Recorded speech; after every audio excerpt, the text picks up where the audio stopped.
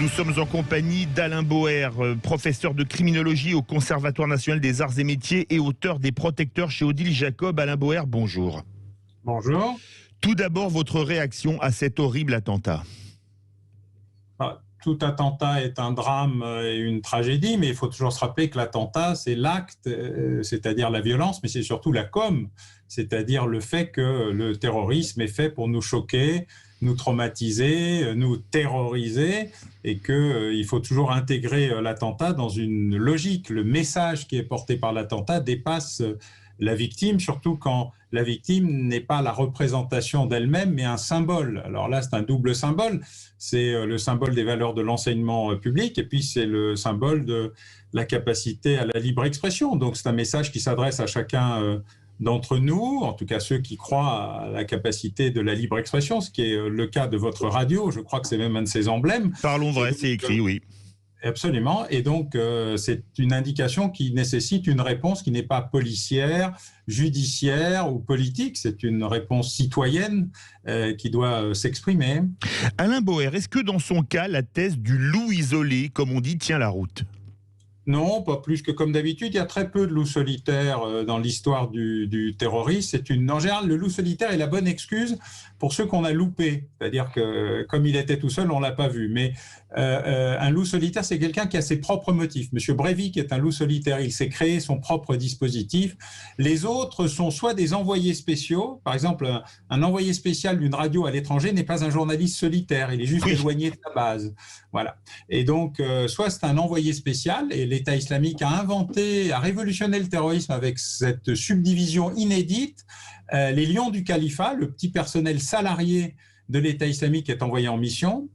Les soldats du califat, c'est la sous-traitance. Ils ont ubérisé le terrorisme, mais chacun est connu de l'État islamique préalablement à l'opération. Les inconnus, ceux qui se signalent après l'attentat, mais aucun n'est solitaire. Ils sont tous liés par une détermination, un processus intellectuel, idéologique, et on va retrouver dans les jours qui viennent, comme d'habitude, sur son téléphone, sur son ordinateur, auprès de ses amis, des éléments montrant qu'un processus de radicalisation, comme on dit, ce terme ne veut rien dire, hein. On va dire djihadisation, parce qu'au moins ça c'est clair, a eu lieu, qui l'a poussé à commettre un acte terroriste et à se venger de quelque chose qui ne le concerne même pas personnellement, mais comme c'est très souvent le cas avec les incultes de l'islam, qui sont ceux qui expliquent des choses qui n'existent pas dans les textes et qui sont une réinterprétation très moderne de gens qui expliquent qu'ils sont les plus grands partisans des textes anciens.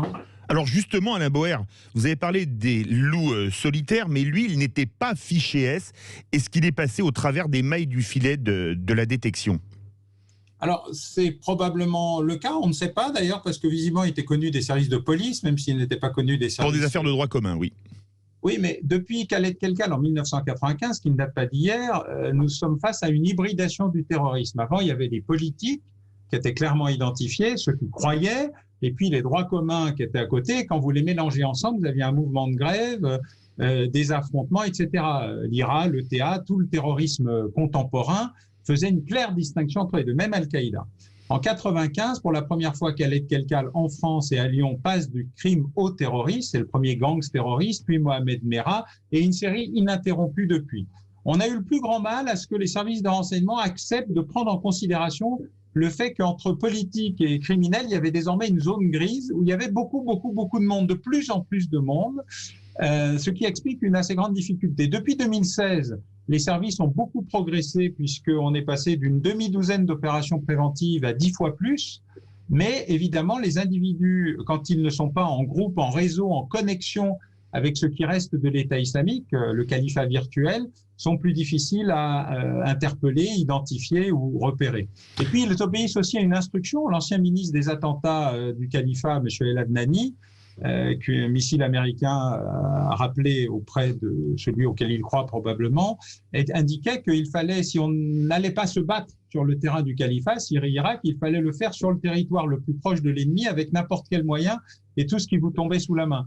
Et quelques esprits simples y croient. On a eu le cas du Pakistanais, et puis on a eu déjà deux affaires de décapitation antérieures, à Saint-Étienne-du-Rouvray et à Saint-Quentin-Fallavier. Saint-Quentin-Fallavier.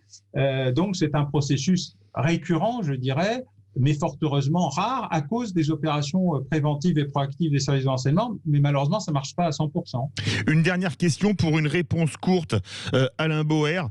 On a été sur une loi sur le séparatisme, ça a dérivé sur la laïcité, on n'ose pas mettre des mots en France ? Jamais. Non, la France est un pays qui déteste dire les choses. Par exemple, on ne parle pas de criminalité, on parle de délinquance. Terrorisme est un mot compliqué. On est passé d'handicapé à mobilité réduite, comme si handicapé était un gros mot. Donc, non, nous sommes le pays de la novlangue.